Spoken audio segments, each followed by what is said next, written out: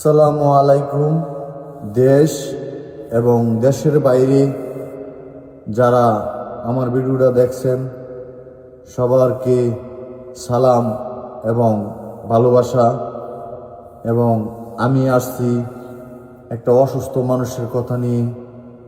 এবং একটা অসুস্থ মানুষ মেডিকেলে ভর্তি আছে, তার জন্য আমরা আলোর দিশারি যুব কল্যাণ সংগঠন থেকে আমি আপনাদের মাঝে যুক্ত হইলাম এবং সেই লোকটার চিকিৎসার দায় দায়িত্ব আমরা নিচ্ছি। এবং এবং আপনারা যদি কেউ আমাদের সাথে শেয়ার হতে চান তে হতে পারবেন। এবং আমরা